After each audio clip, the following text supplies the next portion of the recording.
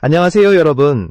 오늘 이 영상에서는 화려한 시상식 무대 위의 웃음이 아니라 그 뒤편에서 조용히 벌어지고 있었던 한 선수의 가장 잔인한 싸움에 대해 이야기하려 합니다. 베스트 커플상이라는 결과가 어떻게 하나의 연출된 장면에 불과했는지, 그리고 진짜 본편이 어디서 시작됐는지를 지금부터 함께 따라가 보시죠. 2025년 12월 29일 밤, 상암동 MBC 공개홀은 연말 시상식 특유의 열기로 가득 차 있었습니다. 수많은 조명과 플래시가 무대를 비추는 가운데 사회자의 입에서 두 이름이 함께 호명되자 객석에서는 예상하지 못한 조합이라는 반응과 함께 큰 환호가 터져나왔습니다. 김연경, 그리고 인쿠씨. 베스트 커플상이라는 타이틀은 웃음과 박수 속에서 자연스럽게 받아들여졌고 생방송 채팅창 역시 수많은 반응으로 순식간에 뒤덮였습니다. 하지만 그 화려한 순간에는 분명 어딘가 비어있는 자리 하나가 존재했습니다. 무대 위 스크린에는 인쿠씨의 이름이 분명히 떠 있었지만 정작 그녀의 모습은 끝내 나타나지 않았습니다. 관객들은 대수롭지 않게 넘겼고 해설석에서도 특별한 언급 없이 흐름은 그대로 이어졌습니다. 해외 일정일 수도 있고 컨디션 조절 차원일 수도 있다는 가벼운 추측만이 오갔을 뿐이었습니다. 그러나 그날 밤, 인쿠씨는 축하와 박수의 공간이 아닌 완전히 다른 장소에 있었습니다. 정관장의 비공개 훈련장. 불이 절반쯤 꺼진 체육관 한가운데에서 그녀는 조명을 등진 채 홀로 몸을 움직이고 있었습니다. 시상식 무대에서 흘러나왔을 음악 대신 그 공간을 채운 것은 러닝화가 바닥을 강하게 밀어내는 소리와 반복적으로 튀어오르는 공의 묵직한 울림뿐이었습니다. 그곳에는 카메라도 없었고 응원도 없었으며 누군가를 만족시키기 위한 연출도 존재하지 않았습니다. 그녀가 그 자리에 서 있었던 이유는 단순했습니다.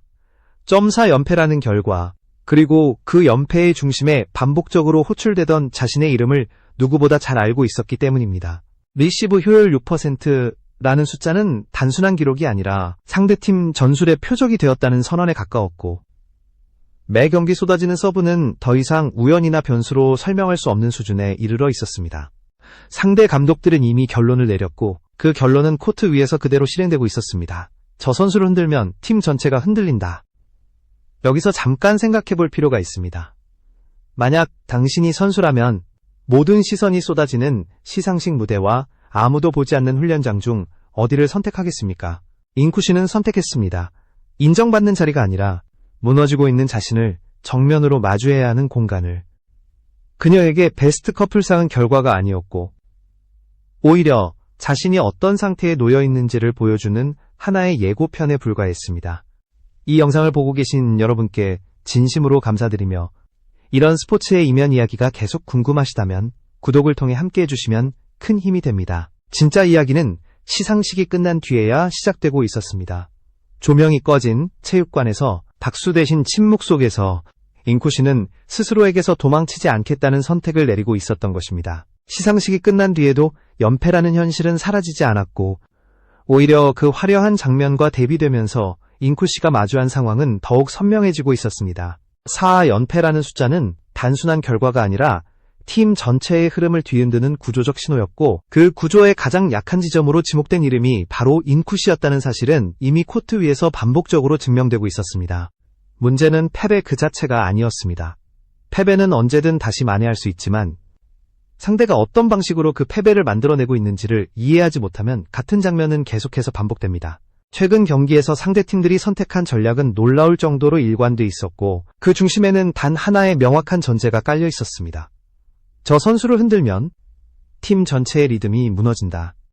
서브 방향은 거의 예외 없이 인쿠씨를 향해 날아왔고 그것은 우연이나 경기 중 즉흥적인 판단이 아니라 사전에 설계된 계획에 가까웠습니다. 강서브, 플로터, 짧은 공과 깊은 공이 번갈아 들어오며 리시브 라인을 교란했고 세터는 점점 선택지를 잃어갔습니다. 공격 전개가 느려지자 상대 블로커는 여유를 얻었고 그 여유는 다시 압박으로 되돌아와 팀 전체를 조여왔습니다. 이 과정에서 리시브 효율 6%라는 숫자는 단순한 개인 기록이 아니라 전술 붕괴의 출발점으로 기능하고 있었습니다. 더 잔인한 부분은 이 모든 과정이 공개적으로 진행됐다는 점이었습니다. 경기 중계 화면에는 반복적으로 인쿠씨의 위치가 잡혔고 상대 서브가 들어올 때마다 카메라는 마치 예고라도 하듯 그녀를 비췄습니다. 공 하나가 흔들릴 때마다 관중석의 공기는 차갑게 가라앉았고 벤치에서는 미묘한 침묵이 흘렀습니다. 세터는 점점 인쿠시 쪽을 외면하게 되었고 공격 기회는 자연스럽게 줄어들었으며 그 공백은 다시 부담으로 되돌아왔습니다. 이 지점에서 중요한 변화가 발생합니다. 상대팀의 전략이 기술적 공략을 넘어 심리적 압박으로 이동하기 시작했다는 사실입니다. 서브는 더 빠르거나 더 강해질 필요가 없었습니다. 상대가 노린 것은 공을 살려내지 못하는 장면 자체가 아니라 다음 공을 기다리는 인쿠시의 눈빛과 발걸음이었습니다. 불신이 스며들기 시작하면 리시버의 발은 가장 먼저 멈추고 그 0점 몇 초의 지연은 리시브라는 기술을 완전히 무력화시킵니다. 팬들의 반응 역시 그 흐름에서 벗어나지 않았습니다. 예능용이다. 준비되지 않았다. 다시 다른 선수를 써야 한다는 말들이 온라인을 채웠고 그 문장들은 통계보다 더 직접적으로 선수의 마음을 파고들었습니다. 이제 인쿠시는 단순히 공을 받는 선수가 아니라 팀 전체의 불안 요소를 대표하는 이름처럼 소비되고 있었습니다. 이 상황에서 중요한 질문이 하나 생깁니다. 과연 문제는 리시브 기술이었을까요? 아니면 그 기술을 사용하지 못하게 만드는 심리적 압박이었을까요? 연패의 구조를 자세히 들여다보면 답은 비교적 명확해집니다. 기술은 무너진 것이 아니라 기술을 실행하는 조건이 무너지고 있었던 것입니다. 공이 날아오는 순간 몸보다 마음이 먼저 물러나기 시작했고 실패 이후 돌아올 시선과 평가가 리시브 동작 하나하나를 더 무겁게 만들고 있었습니다. 그렇게 공 하나가 팀 전술을 끊고 그 끊김이 다시 연패로 이어지는 악순환이 완성되고 있었습니다. 바로 이 지점에서 이 이야기는 단순한 경기 분석을 넘어 한 선수의 생존 문제로 전환됩니다. 기술을 고치는 문제라면 훈련 시간으로 해결할 수 있지만 두려움을 다루는 문제는 전혀 다른 접근을 요구하기 때문입니다. 그리고 그날 밤 이 악순환의 한가운데로 걸어 들어오는 인물이 등장합니다. 코칭 스태프도 같은 팀 동료도 아닌 전혀 다른 위치에서 이 상황을 바라보고 있던 한 사람의 개입이 시작되고 있었던 것입니다. 연패 구조가 기술이 아니라 심리에서 시작되고 있다는 사실은 그 상황을 가장 가까이에서 바라보는 사람들에게는 이미 명확하게 느껴지고 있었습니다. 문제는 그 심리를 어떻게 건드려야 하는가였고 그 해답을 쉽게 내릴 수 있는 사람은 많지 않았습니다. 코칭 스태프는 수치와 영상으로 접근했고 동료들은 위로와 격려로 다가갔지만 인쿠시가 서 있는 지점은 그 어느 쪽으로도 쉽게 움직이지 않는 경계선 위에 놓여 있었습니다. 공이 날아오기 전 그녀의 몸은 여전히 준비되어 있었습니다. 스텝은 늦지 않았고 자세 역시 크게 흐트러지지 않았습니다. 그러나 결정적인 순간마다 미세한 주저가 발생했고 그 0점 몇 초의 망설임은 리시브라는 기술을 완전히 다른 결과로 바꿔놓았습니다. 실패 그 자체보다 더 무서운 것은 실패 이후 돌아올 반응이었고 그 반응에 대한 예상은 몸의 반응 속도를 조금씩 갉아먹고 있었습니다. 이 단계에 이르면 선수는 더 이상 공과 싸우지 않습니다. 자신을 둘러싼 시선, 평가, 그리고 스스로에 대한 의심과 싸우기 시작합니다. 인쿠시 역시 그 한가운데에 서 있었습니다. 상대의 서브는 더 이상 기술적인 위협이 아니라 심리적 시험지처럼 느껴졌고 한 번의 실패는 다음 공을 더 무겁게 만드는 족쇄로 작용했습니다. 그렇게 공을 피하고 싶은 마음과 피해서는 안 된다는 책임감이 동시에 몸을 묶어버리는 상황이 반복되고 있었습니다. 이때부터 그녀의 플레이에는 눈에 띄는 변화가 나타나기 시작합니다. 공을 끝까지 따라가려는 움직임이 줄어들고 공의 궤적보다 결과를 먼저 계산하는 반응이 늘어났습니다. 리시버에게 가장 위험한 순간은 공이 빠를 때가 아니라 생각이 많아질 때입니다.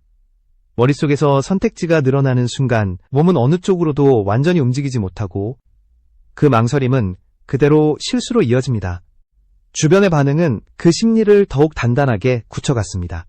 교체 카드가 준비되고 벤치의 시선이 길어질수록 인쿠시는 자신의 위치가 흔들리고 있다는 사실을 분명히 인식할 수밖에 없었습니다. 팬들의 반응 역시 무심하지 않았습니다. 응원과 비판이 뒤섞인 목소리는 결국 하나의 질문으로 수렴됐습니다. 저 선수는 과연 이 압박을 견딜 수 있는가? 중요한 사실은 이 질문이 가장 크게 울리고 있던 곳이 다름 아닌 인쿠시 자신의 안쪽이었다는 점입니다. 리시브 실패 하나가 단순한 실점이 아니라 자신의 자격을 증명해야 하는 시험처럼 느껴지기 시작한 순간 선수는 이미 가장 위험한 단계에 접어든 상태입니다. 기술은 여전히 존재하지만 그것을 믿고 실행할 용기가 점점 줄어드는 상태. 이것이 바로 연패가 개인을 잠식하는 방식입니다. 이 지점에서 이야기의 흐름은 분명해집니다. 잉쿠 씨에게 필요한 것은 새로운 기술이나 전술 설명이 아니었습니다. 오히려 누군가는 그녀에게 불편한 진실을 직면하게 해야 했고 도망칠 수 없는 방향을 제시해야 했습니다. 그리고 바로 그 역할을 감당할 수 있는 인물은 많지 않았습니다. 그날 밤 정관장의 훈련장 문이 조용히 열립니다.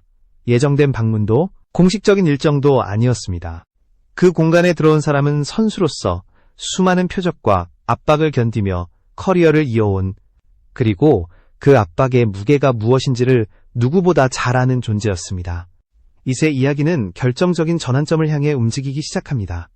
훈련장 문이 열렸을 때 그 공간의 공기는 눈에 띄게 달라졌습니다. 소리가 커진 것도 아니고 누군가 말을 꺼낸 것도 아니었지만 잉쿠 씨는 본능적으로 고개를 들 수밖에 없었습니다. 그곳에 들어온 사람은 설명이 필요 없는 이름이었고 동시에 이 상황을 가장 정확하게 이해할 수 있는 인물이었습니다. 김연경. 흥국생명의 선수이자 배구라는 종목 안에서 수없이 많은 표적과 압박을 견뎌온 살아있는 기준이 그 자리에 서 있었습니다. 이 만남은 계획된 일정도 공식적인 방문도 아니었습니다. 카메라도 없었고 인터뷰를 위한 시간도 아니었으며 누군가에게 보여주기 위한 장면은 더더욱 아니었습니다. 김연경은 지도자로서 들어온 것이 아니라 한때 같은 위치에서 같은 압박을 견뎌냈던 선수로서 그 공간에 들어왔습니다. 그리고 그녀가 잉쿠 씨에게 건넨 첫 마디는 기술적인 조언도 위로의 말도 아니었습니다. 단 하나의 문장, 좀 도망가지 마. 그 말은 충고라기보다 선언에 가까웠습니다. 지금 이 상황에서 피하면 그 순간은 편할지 몰라도 선수로서의 시간은 거기서 끝난다는 뜻이었기 때문입니다. 김연경은 잉쿠 씨의 눈을 정면으로 바라보며 자신이 겪어왔던 현실을 숨기지 않았습니다. 표적이 되는 순간은 누구에게나 오고 그 순간을 피하는 선수는 오래 남지 못한다는 사실을 너무 잘 알고 있었기 때문입니다. 그녀에게 이 말은 경험에서 나온 결론이었고 가볍게 던질 수 있는 문장이 아니었습니다. 잉쿠 씨는 그 말을 듣는 순간 몸보다 마음이 먼저 반응했습니다. 상대의 강서부보다, 팬들의 비판보다 그 한마디가 더 깊이 파고들었습니다. 도망치고 싶었던 순간이 없었던 것은 아니었지만 누군가 그 선택지를 정면으로 차단해버리자 더 이상 회피할 공간은 남지 않았습니다. 김연경은 계속해서 말했습니다. 실수해도 된다. 흔들려도 된다. 하지만 공 앞에서 물러나는 선택만은 하지 마라. 그 선택이 반복되는 순간 너는 선수로서 사라진다. 이 말의 핵심은 기술이 아니었습니다. 김연경이 본 문제는 손 모양이나 자세가 아니라 공이 날아오는 순간 먼저 물러나는 마음의 방향이었습니다. 두려움은 리시브의 스텝을 늦추고 그 늦어진 반박자는 결국 공을 살리지 못하는 결과로 이어집니다. 그래서 그녀는 폼을 고치려 하지 않았고 대신 기준을 다시 세우려 했습니다. 공을 완벽하게 만들 필요는 없다. 살아있는 공이면 충분하다. 그러나 그 공을 피해서는 안 된다. 그날의 대화는 길지 않았지만 무게는 가벼울 수 없었습니다. 위로는 짧았고 기준은 분명했으며 선택은 잉쿠 씨에게 맡겨졌습니다. 계속 피할 것인가? 아니면 맞서서 버틸 것인가?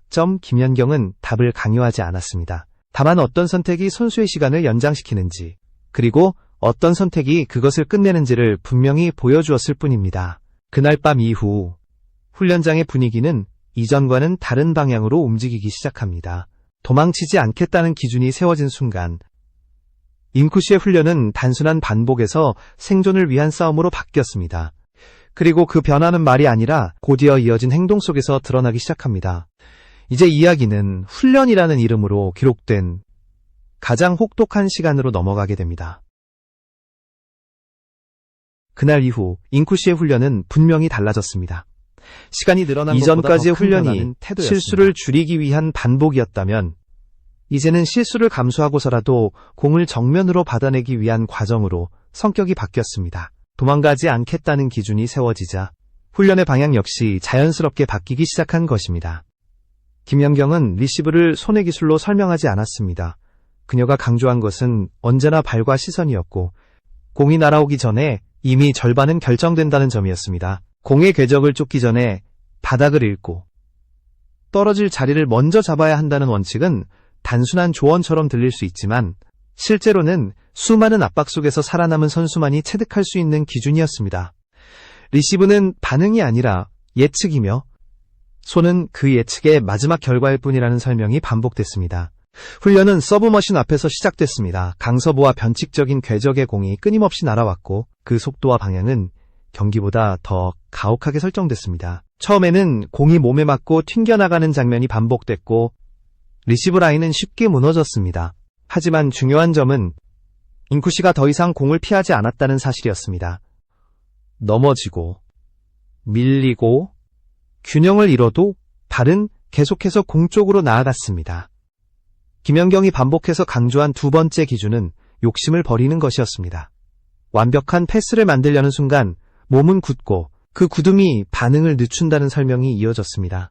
세터에게 가장 필요한 것은 예쁜 공이 아니라 살아있는 공이며 리시버의 역할은 경기를 이어주는 것이라는 점이 분명히 제시됐습니다. 공을 살리는 것만으로도 전술은 이어질 수 있고 그 연결이 팀 전체의 숨을 돌려놓는다는 사실이 반복해서 강조됐습니다. 훈련 시간은 자연스럽게 늘어났습니다. 예정된 시간은 이미 의미를 잃었고 공의 개수 역시 제한되지 않았습니다. 서브머신에서 쏟아져 나온 공은 100개를 훌쩍 넘겼고 실패와 성공이 뒤섞인 채 시간이 흘러갔습니다.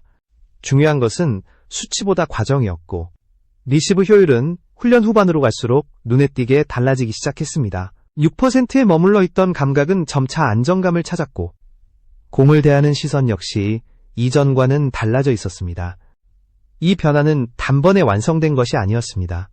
여전히 불안정한 순간은 존재했고 몇 차례의 연속 실패도 피할 수 없었습니다. 그러나 이전과 결정적으로 달라진 점은 실패 이후의 반응이었습니다. 고개를 숙이거나 뒤로 물러나는 대신 잉쿠시는 다시 제자리로 도망치지 않겠다는 기준이 행동으로 이어지기 시작한 순간이었습니다. 훈련이 끝날 무렵 숫자는 분명히 달라져 있었습니다. 리시브 성공률은 눈에 띄게 상승했고 무엇보다 공을 기다리는 자세가 바뀌어 있었습니다. 이 변화는 기술의 완성이라기보다 방향의 수정에 가까웠습니다. 피하던 발이 앞으로 나아가기 시작했고 그 한 발이 잉쿠시를 다시 선수의 자리로 끌어올리고 있었습니다. 이제 남은 것은 이 변화가 훈련장을 넘어 실제 경기에서 어떻게 드러나느냐는 문제였습니다. 도망가지 않겠다는 선택이 코트 위에서도 유지될 수 있을 것인가? 점이 질문에 대한 답은 마지막 장면에서 비로소 완성됩니다. 훈련이 끝났다고 해서 이야기가 마무리된 것은 아니었습니다. 오히려 그날 이후부터가 진짜 시작이었습니다. 훈련장에서 만들어진 변화가 의미를 가지려면 그것이 실제 경기라는 가장 냉정한 무대 위에서 증명되어야 했기 때문입니다. 그리고 잉쿠시에게 그 무대는 더 이상 피할 수 없는 시험장이 되고 있었습니다. 다음 경기를 앞둔 팀 내부의 분위기는 이전과 미묘하게 달라져 있었습니다. 코칭 스태프는 리시브 라인을 다시 설계하기 시작했고 잉쿠시를 중심으로 한 전술적 선택이 조심스럽게 논의되었습니다. 이것은 무작정 믿어보겠다는 낙관이 아니라 훈련장에서 확인된 태도의 변화를 전제로 한 판단이었습니다. 리시브는 여전히 불안 요소를 안고 있었지만 그 불안은 더 이상 숨겨야 할 약점이 아니라 관리해야 할 변수로 다뤄지기 시작했습니다. 경기 중 상대팀의 서브는 여전히 잉쿠시를 향해 날아왔습니다. 표적이 사라진 것은 아니었고 상대 역시 쉽게 전략을 바꾸지 않았습니다. 그러나 이전과 달라진 장면이 하나둘씩 등장하기 시작했습니다. 공이 날아오는 순간 잉쿠시의 발은 뒤로 물러서지 않았고 공을 피하려는 움직임 대신 몸을 낮추며 앞으로 나아갔습니다. 완벽한 패스는 아니었지만 공은 살아있었고 경기는 이어졌습니다. 이 한 장면이 가지는 의미는 결코 작지 않았습니다. 리시브 하나가 연결되는 순간 세터의 선택지는 늘어났고 공격의 리듬은 다시 살아나기 시작했습니다. 팀 동료들의 시선 역시 달라졌습니다. 실수를 두려워하지 않고 공 앞에 서는 모습은 그 자체로 신뢰의 신호였기 때문입니다. 경기를 지배하는 것은 항상 화려한 공격이 아니라 이런 보이지 않는 연결의 축적입니다. 팬들의 반응도 서서히 변하기 시작했습니다.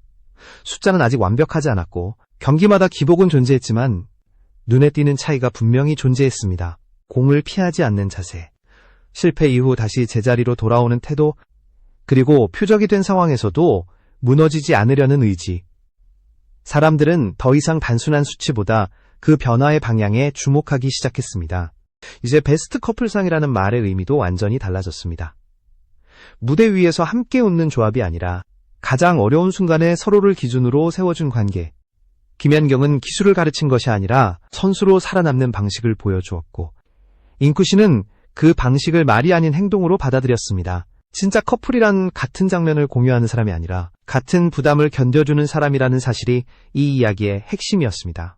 이 이야기는 기적을 말하지 않습니다. 0.6%가 32%로 바뀌었다는 숫자는 결과일 뿐이며, 그보다 중요한 것은 그 숫자를 유지하려는 매일의 선택입니다.